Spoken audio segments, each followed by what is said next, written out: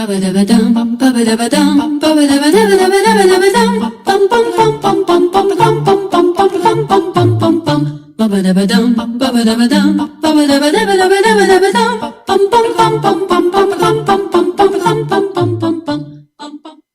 pleasant good morning, good afternoon, and good evening. And in our language, magandang araw sa inyong lahat.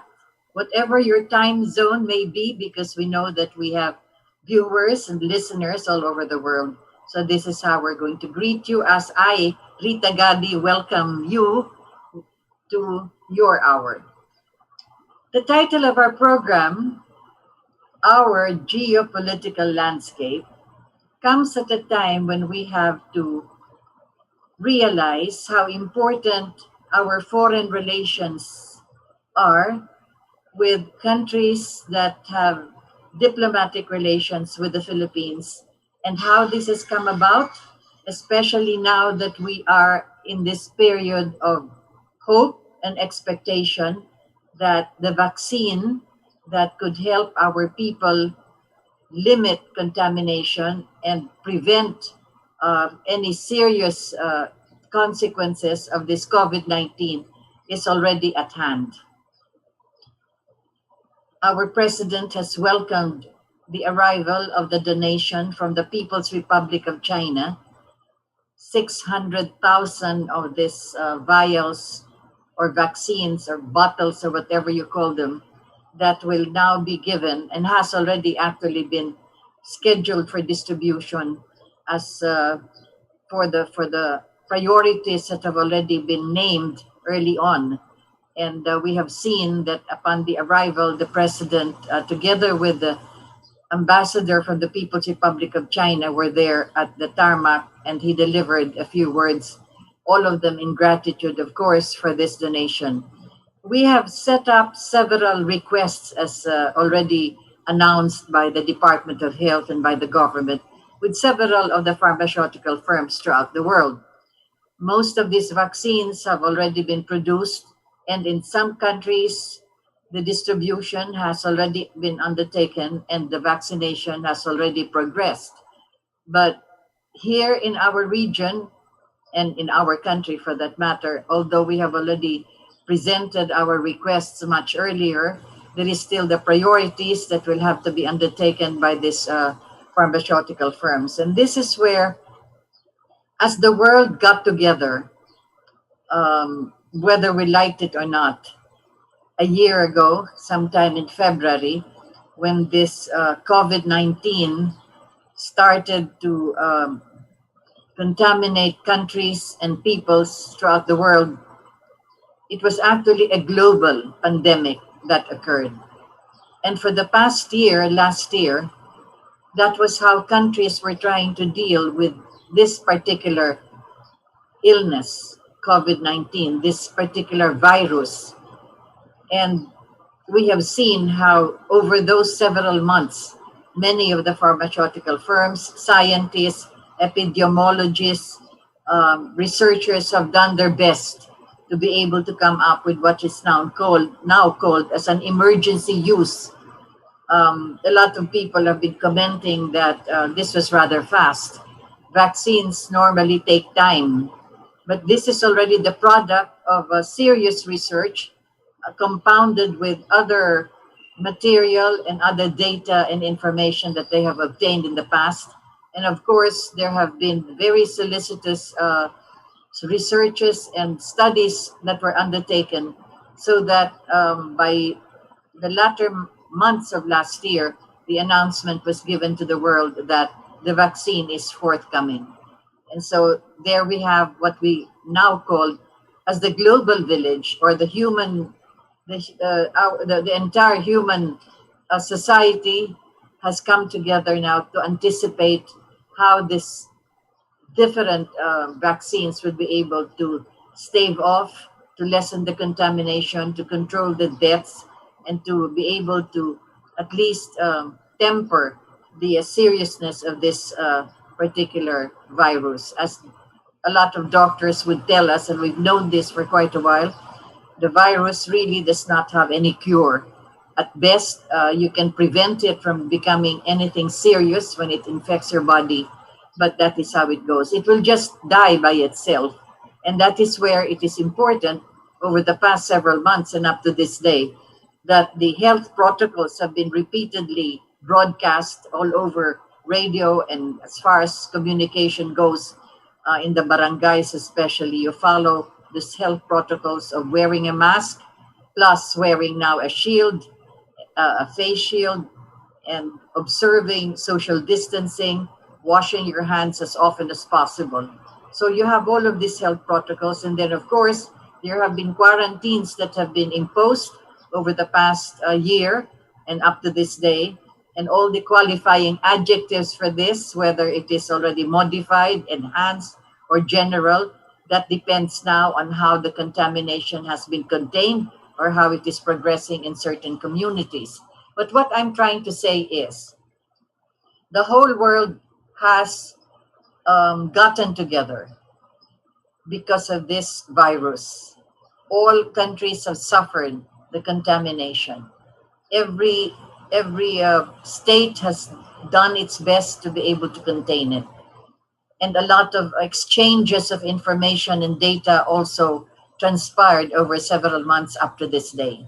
This is the landscape, the health and medical landscape that has been going on over the past months. But now we see that countries that are actually producing this give priorities, of course, to their own countries. And then, of course, they have to produce more for the other requests of other countries who do not produce the vaccine. That is the reason why it has delayed. When we have had this delay as far as the arrival of these vaccines coming from these pharmaceutical firms that early on announced that they already have this vaccine. But that is the way it goes. And so we go into what I am calling now the geopolitical landscape. The first vaccines that arrived in our country is a donation from the People's Republic of China, a neighbor in our Asian region. If we go back in time, not really very long ago, but if we just trace relationships of our country with other states, then here we could see how geopolitics somehow plays its own hand. We have a different landscape today. First, we know that the United States of America was once our imperial masters 45, several years, from 1896, 1898 until 1945 when we were granted independence. We were sold by Spain, the former colonizer of our islands, to the United States of America.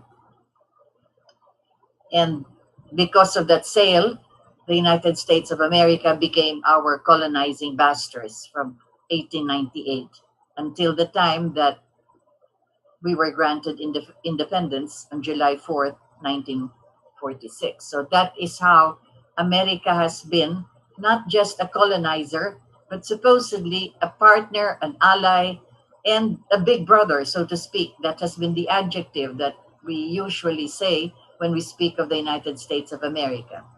And yet, it had to be China that first donated the vaccine to us. Because, of course, we know how difficult America has gone through over the past months, and they need all the vaccine that they're producing. But what I'm trying to say here is precisely that. Although we have considered America as really the big brother, we have to wait for its pharmaceutical firms to be able to extend the supply of vaccines to us. And we're buying this. We are purchasing this together with all the requirements and documents needed. To the People's Republic of China, we did not have to undergo other documents other than what is normally done as far as receiving medicines, vaccines, and drugs from other countries. It passes through our FDA and, of course, indemnification clauses that are needed, etc. This is not by way of comparing, but exactly how countries of the world will, of course, even though we were united because of this pandemic and we were united in sufferance, there is now the demarcation lines as to who gets the vaccine first and who should be given the vaccine. There are priorities. So you could see here, countries, of course, as you say, normally they will take care of their own. That is the geopolitics of the health situation that we're in right now. If we did not open diplomatic relations with the People's Republic of China, do you think that China would be donating the vaccine to us as it did 2 days ago? You must remember how it was. The world was diametrically divided between communism and democracy. Countries aligned with communist states and countries aligned with states that are democratic were divided. Before, it was the Union of Soviet Socialist Republics, or the Soviet Union, and which was communist, which was the communist leader, so to speak, the communist power. And the United States of America was the other power as far as democracy is concerned, and its democratic and the alliances of other democratic countries. That was how it was immediately after the Second World War. That is why it was called the Cold War, because even though the fighting of the Second World War has already been concluded, it has already ended, there is still this fight or this war between the communists and those that belong to the democratic countries. It took President Ferdinand E. Marcos the vision, the courage, and the audacity, if we would say this, to open diplomatic relations with the communist countries, knowing fully well that we are aligned and closely related to the United States of America, in the sense that we still had at the time in our country two of the largest military bases of the United States of America, Clark Air Force Base and the Subic Naval Base.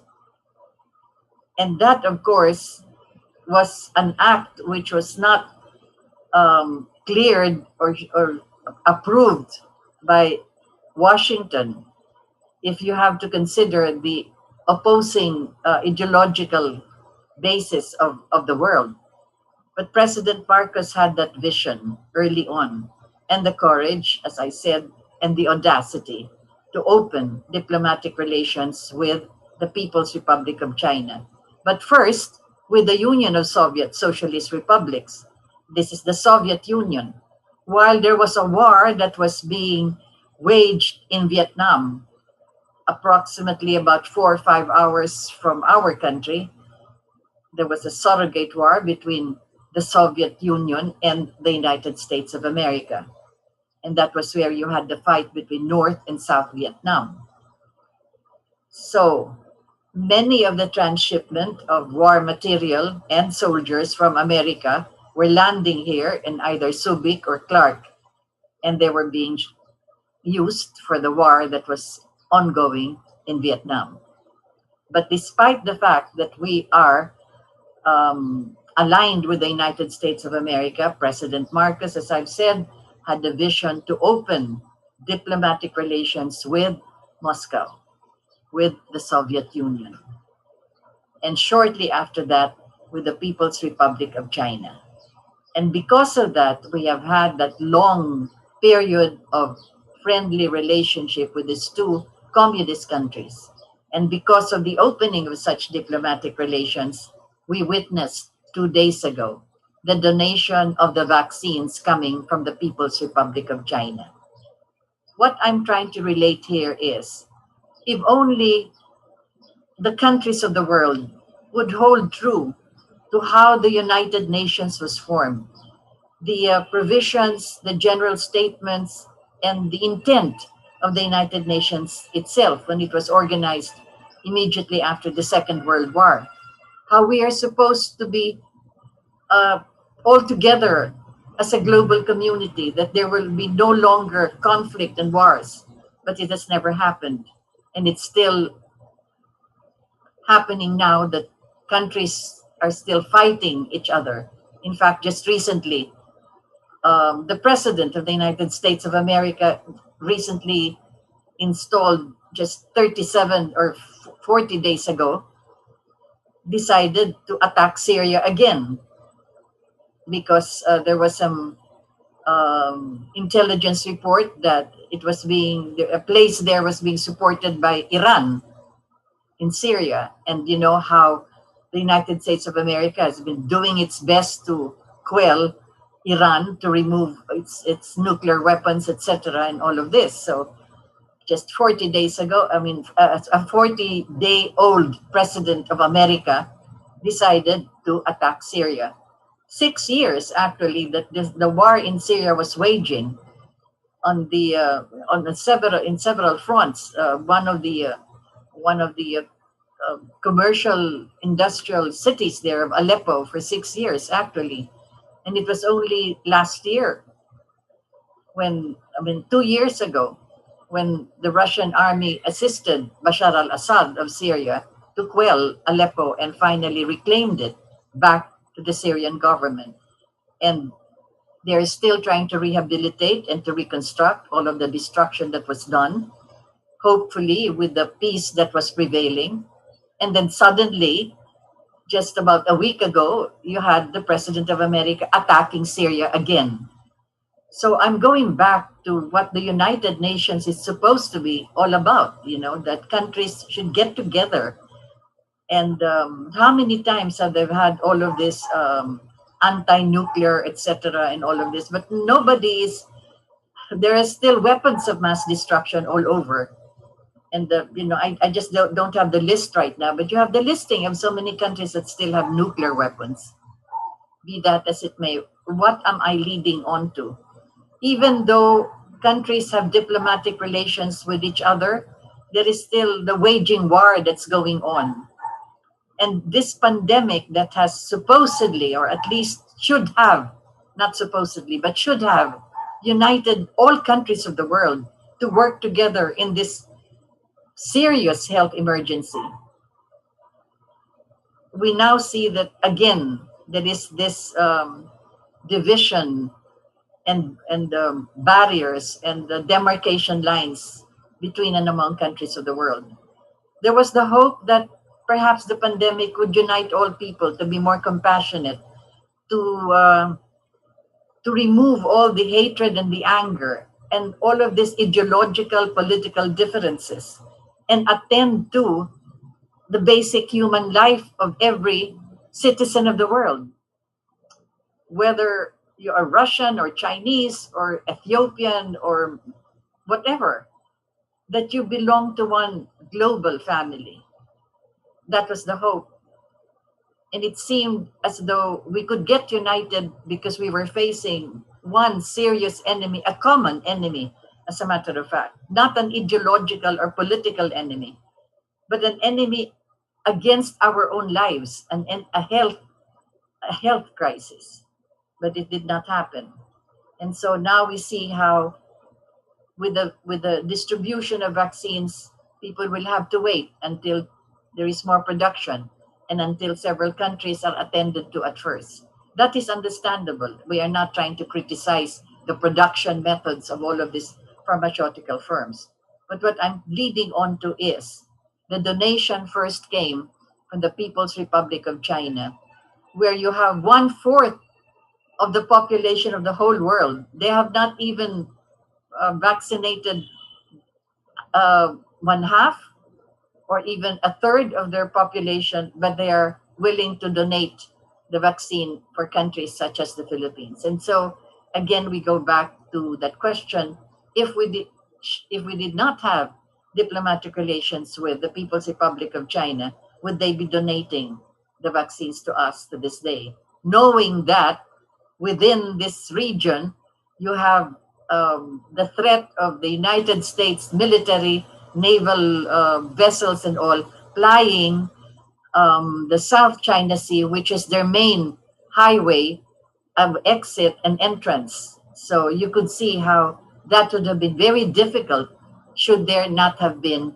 the opening of diplomatic relations between our country and the People's Republic of China. The same goes with what happened during the siege of Marawi when we were going to buy or going to ask arms and some war material from the United States, and they refused. And it so happened that our president was in Moscow at the time, and immediately you had Vladimir Putin saying, I will send you whatever it is you need immediately. And that assisted, what happened in Marawi.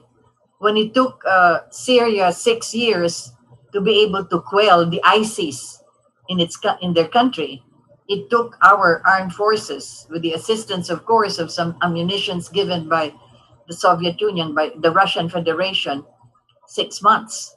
So you see how important it is that foreign relations really play a very vital role in so far as as the lives of our citizens are concerned. That is the landscape of our geopolitics that I'm talking about. And then, of course, how many times has President Duterte been to the People's Republic of China? I think he's been there about 5 times. And at the airport, when he was welcoming the donation of the vaccines, he also mentioned that if if it is possible in some future time, he may want to go back to China to personally thank President Xi Jinping for this donation. But of course, this donation will also be succeeded by other donations and perhaps even more of the availment of this vaccine that China is producing. And we saw how it was immediately um, distributed to the frontliners, especially the Philippine General Hospital, where you had um, the head of the hospital and several of our top doctors in the PGH already being vaccinated to show to the people, to our people, to all of us that it is not only welcome, but we need the vaccine, and to show that you have nothing to fear. As we said, a virus cannot be cured by a vaccine. It will just have to expend itself. But the vaccine can assist in preventing a higher degree of illness and several other consequences of the virus itself. So that has been explained by the doctors themselves. And the explanation continues with the information program being launched by our government and several other private institutions regarding this. That is the geopolitical landscape that we are experiencing today. And if we go back in time, as I've said, we have to be thankful that at one time in 1974 and 1975, President Ferdinand E. Marcos opened diplomatic relations with the People's Republic of China and with the Union of Soviet Socialist Republics, two of the communist countries of the world at the time. And now we have the world powers actually of our generation together with what they call the BRICS. These are the economic powers.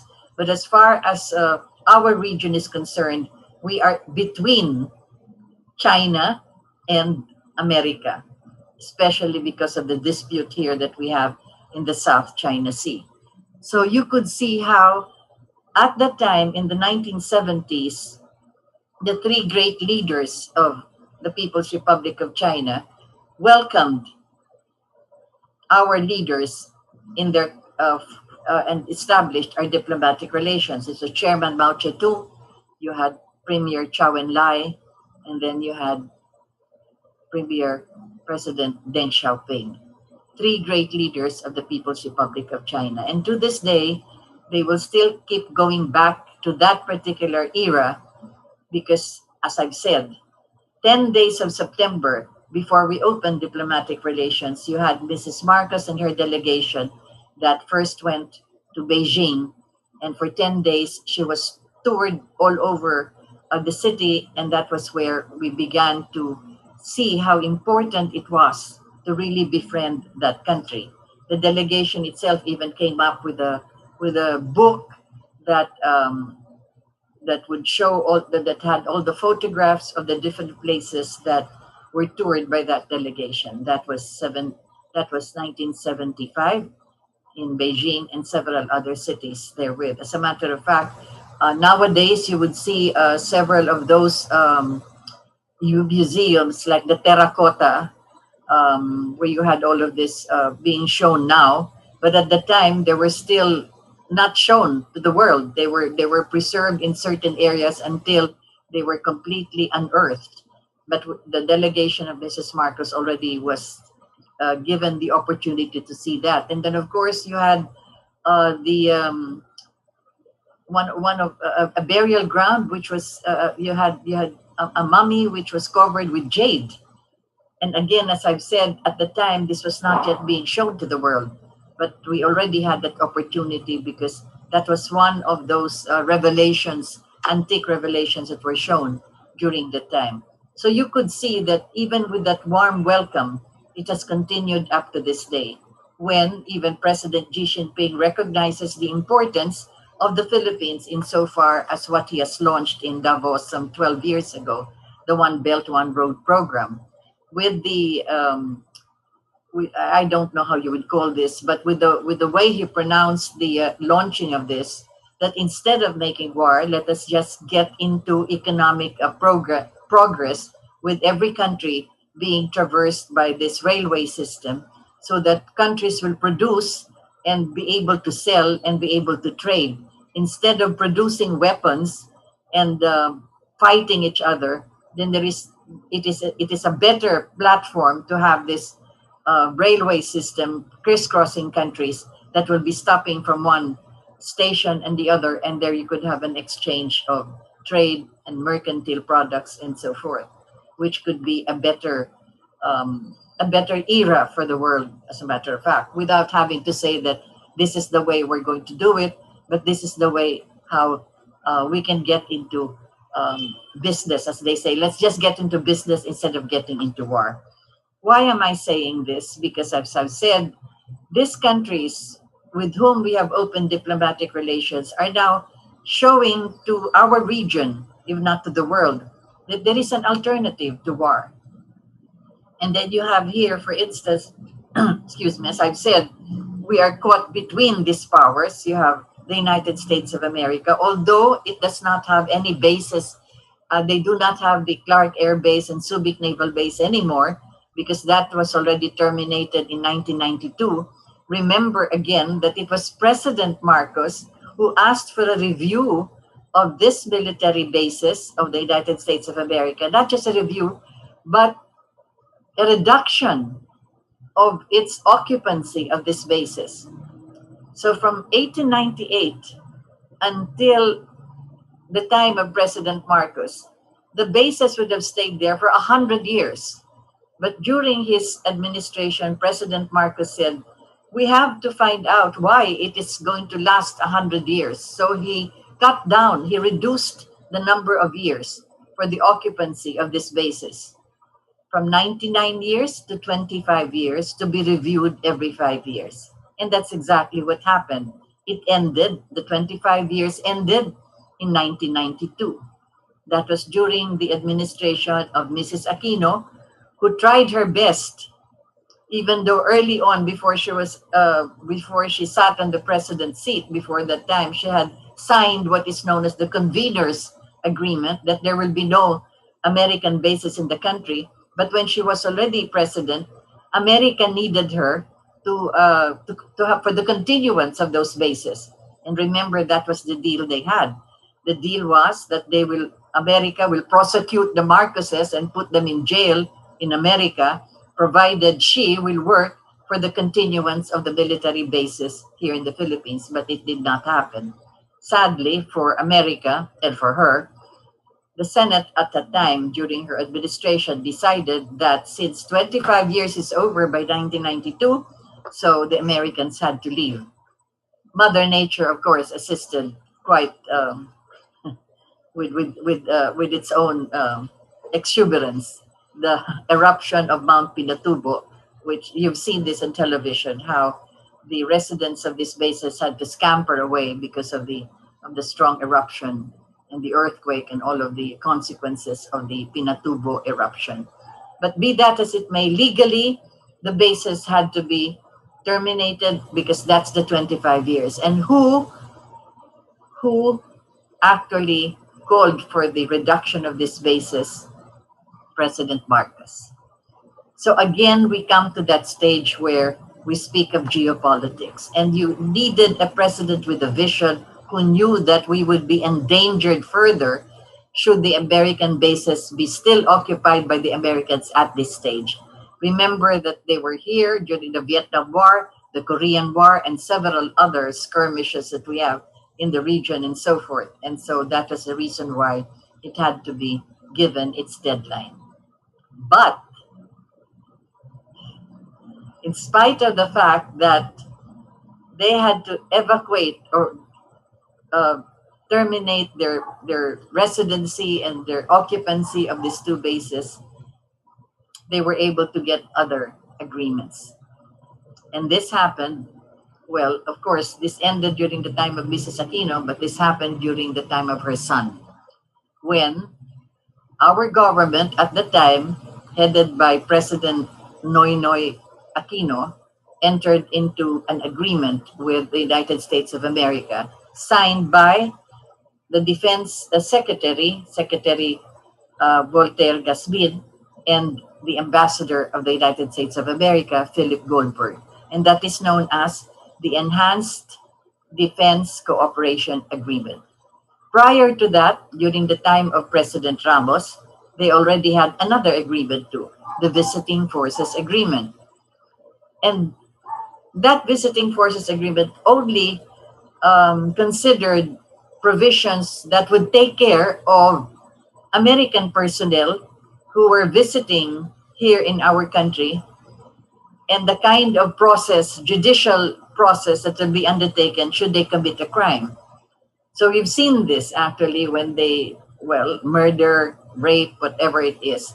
So that Visiting Forces Agreement was for the visiting forces of American military personnel to be taken care of in a judicial, in some kind of a judicial process.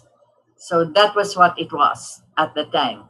But during the time of Noynoy Aquino, then they had this EDCA, the Enhanced Defense Cooperation Agreement. And that is where we are having this geopolitical landscape, which is really rather precarious for our country. The last time that I was discussing this, I mentioned that I will go over this EDCA with you, because especially for those who are listening abroad, you must understand every time there is this propaganda against the Chinese, you should know where it's coming from. But this is something that is not being broadcast or written about or talked about in media. And this is even more precarious for our security here in our country. This is how we can look at the EDCA as really endangering us more than actually anything else that's happening out there in the South China Sea. So this was April 28th, 2014, when this EDCA was signed. I already mentioned it was signed between the Ambassador of America and the Defense Secretary Voltaire Gasmin. And this is supposed to characterize that both governments are entering into an agreement which is not a treaty. So it did not have to go to Congress in order to be ratified by Congress. It was just an agreement. And this was done before President Obama made a state visit here to our country. And they needed this because this is a result of several rounds of negotiations that initially commenced sometime 2013.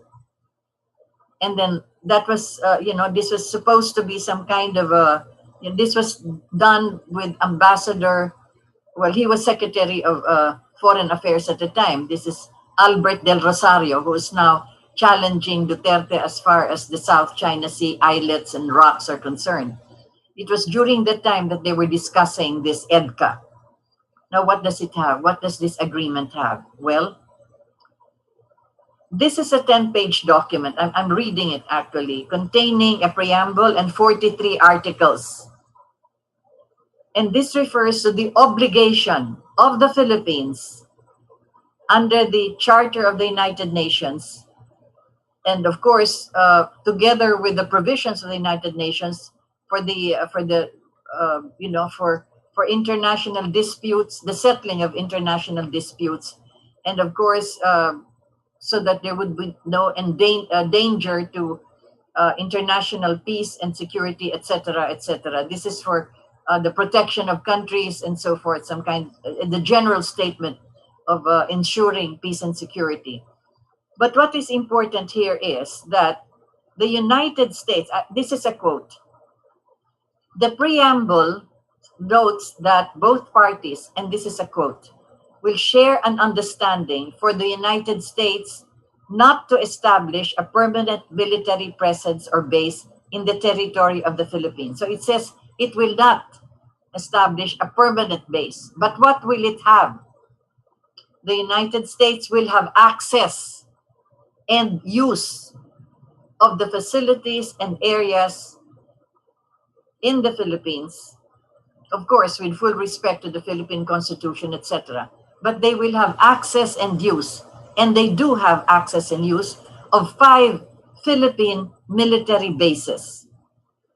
They say that the EDCA says that this is a reaffirmation of the provisions of the Mutual Defense Treaty, and of course, the protection of both the United States and the Philippines.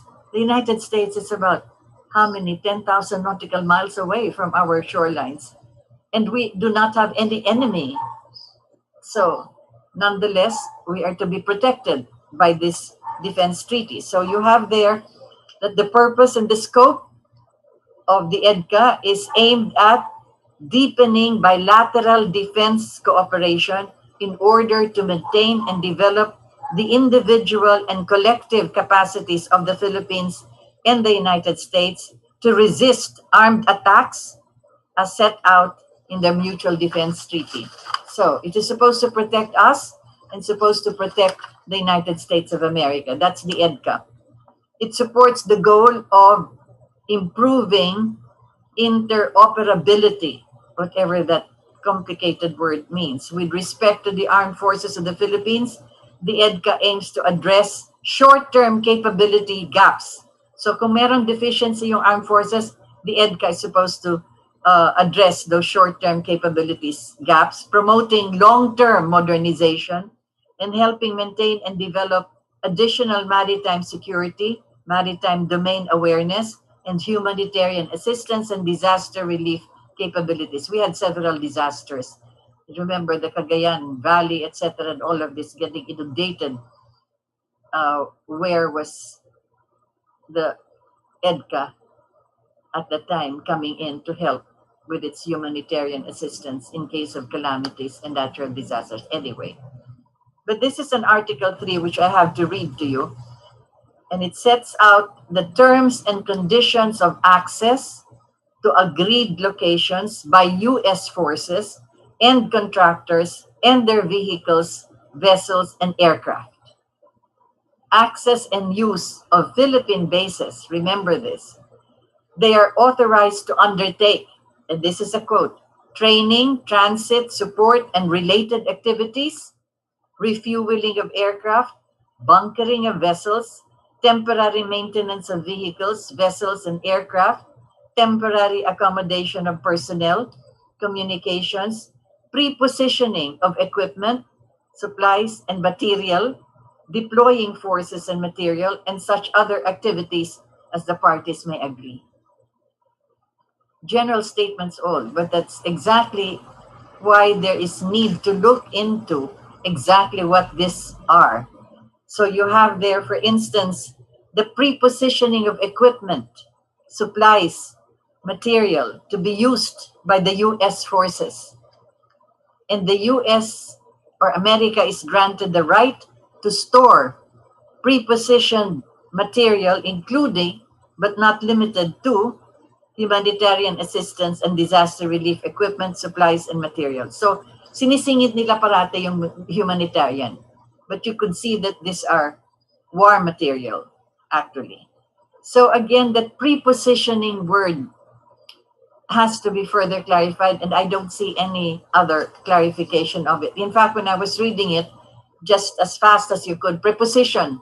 We know preposition in grammar, of, the, a, etc. But here it is pre-positioning. So you are positioning before positioning.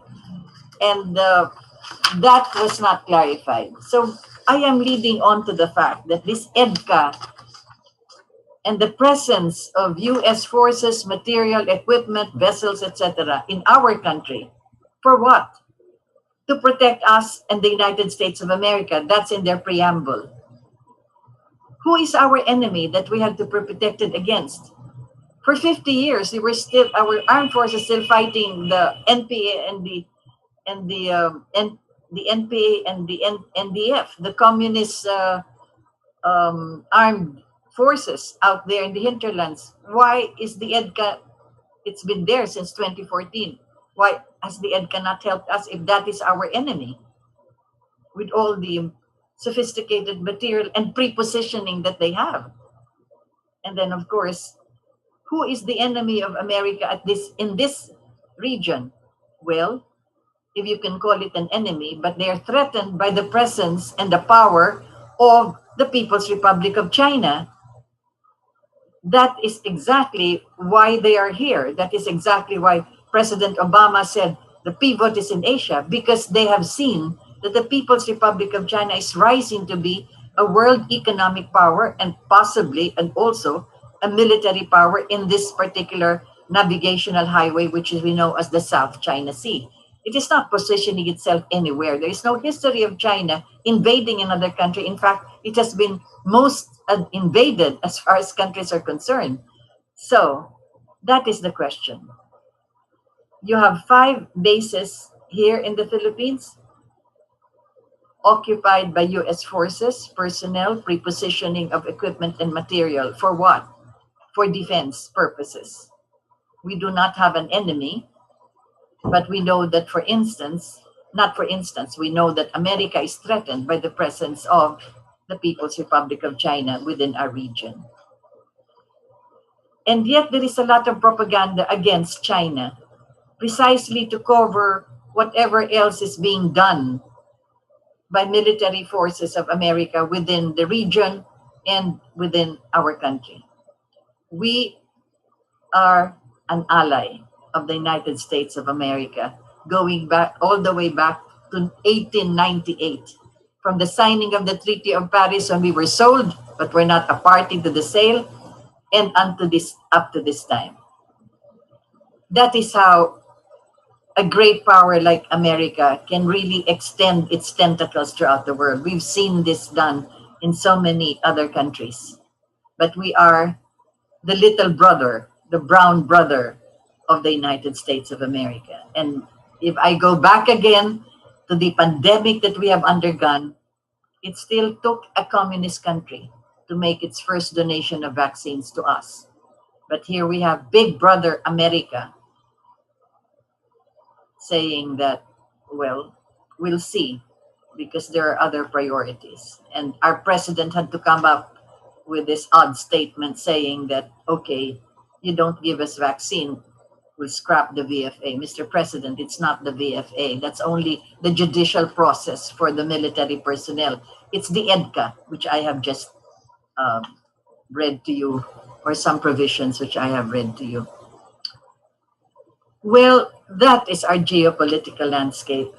And I had to bring this up so that we can remember that at one time in our contemporary history, there was this one man, our President Ferdinand E. Marcos, who decided on his own, in order to strengthen our diplomatic relations with the countries of the world, with all the countries of the world, and to strengthen our position before the powers that are within our region, opened diplomatic relations with the communist Soviet Union, and diplomatic relations with the Communist People's Republic of China, which to this day, we are experiencing the assistance given to us by these countries, despite the ideological and political divide that we have with them.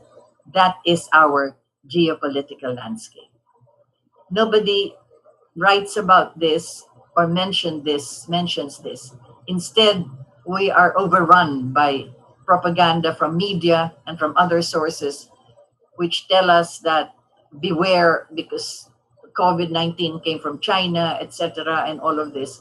beware that these vaccines are not effective and so forth, when you have our top doctors actually being the first to be vaccinated by this. So it's a sad commentary because as I've said, sayang ang oportunidad na nagsama-sama sana ang mga bansa ng mundo upang tugunan itong pandemic na ito, na magkaisa na labanan natin ang isang common enemy, which is COVID-19, that virus.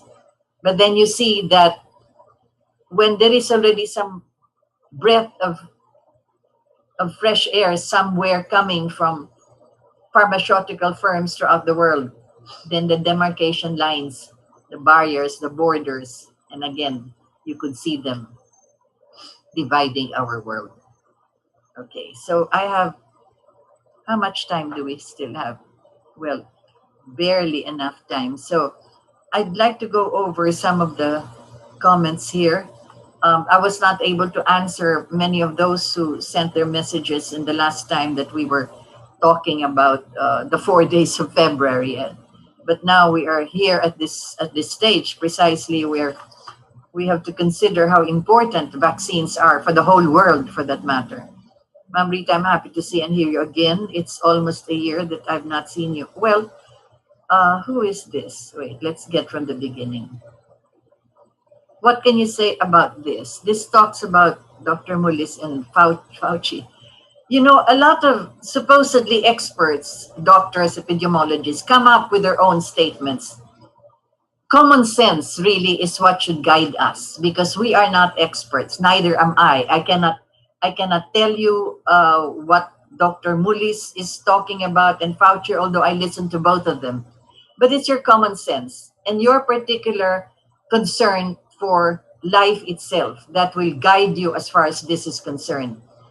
There are general statement and general data on this. The basic line there is a virus cannot be cured. A virus will expend itself. It will die by itself. If it cannot find what do you call this? If it cannot find a client, then it will die. That is why you have to wear a mask and you have to wear a shield over it. That you have to observe social distancing. So all of this medicine, sometimes a flu shot could help, sometimes ginger and lemon could help, whatever it is, that will only limit the strength of that virus so that when it attacks you, then it cannot propagate itself to cause a serious illness and even death. So that's a general statement I could make. Fauci has always said so many things on this, and several other doctors will be coming up. Read all of them and use your common sense at best and your gut feel. Remember, that is so important too. What your heart tells you, whether you are going to be vaccinated or not, and what kind of pharmaceutical firm will do this with all the propaganda for or against these pharmaceutical firms. Okay, we have Danilo Garcia watching from Jeddah. Assalamualaikum. And a lot of work is being done also there in the Middle East regarding our overseas workers, and I hope you're well taken care of.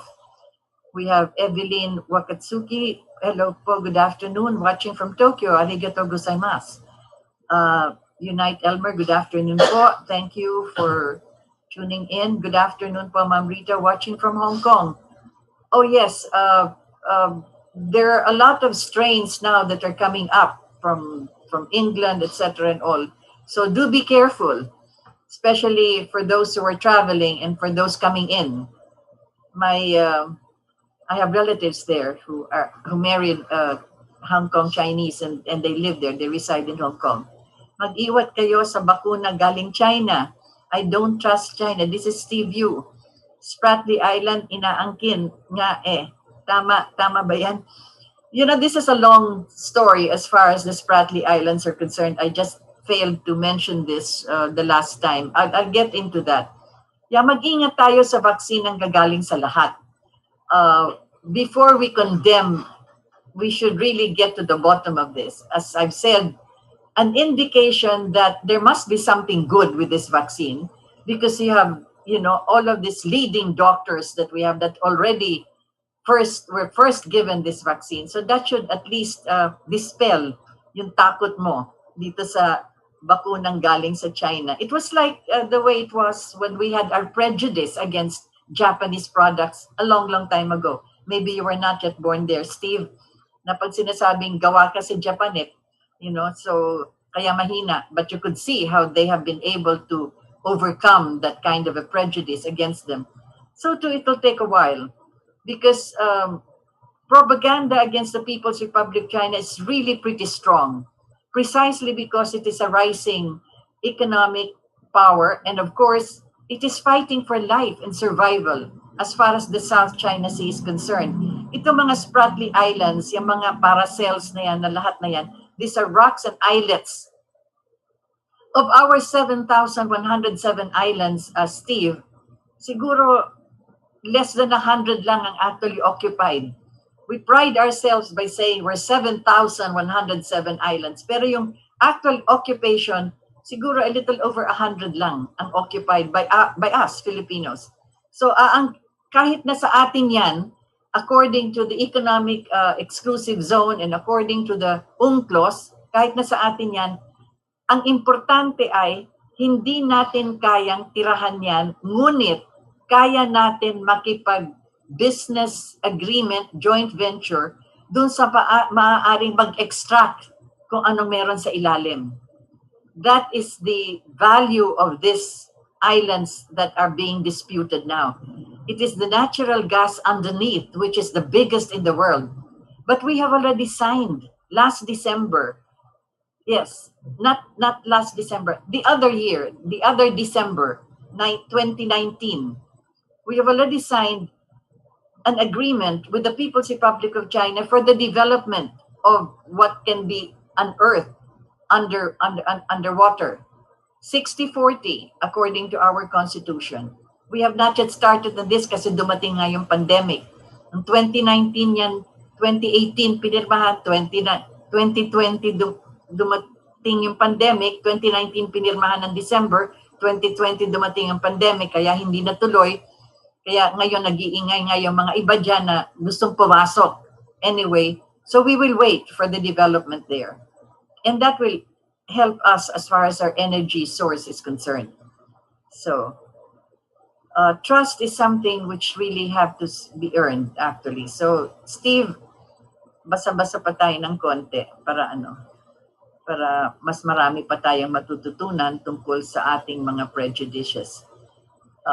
Angela Watson, Anacela Watson, thank you for educating. Magdalena Lianeta, Ma'am Rita, happy to see and hear you again. It's almost a year that I've not seen you. Yes. Actually, we're on every Tuesday. We've been on for the past 3-4 years already. And you could watch on YouTube for the past hours that we've had. Preponderant Samael, China, US. Oh, yan talaga. We are between two powers here in our region. We have to be able to know how to behave well and really balance. It's a balancing act, actually. Hi, Madam, watching from the United Arab Emirates. Oh, yes. Again, as you said, we hope you're well taken care of. Watching from Hong Kong. Wilmo Bicua, watching from Las Piñas City, Philippines. Imelda Tugano. Iingat tayo kasi nag-i-increase ngayon ang mga cases ng COVID dito sa Metro Manila. Pasay especially. So, Manny Paguyo, yes, it was President Marcos who initiated the move establishing diplomatic relations with China and Russia, top communist giants, etc. Marami pa ditong mga messages and all. But that's exactly what I was trying to bring out in this particular hour. And for those of you who have been listening, and perhaps later on, those who would be tuning in again to watch what we have discussed, that is our geopolitical landscape. It has been brought about by the hope that we can be united as a global community, as one human race. But this was not possible.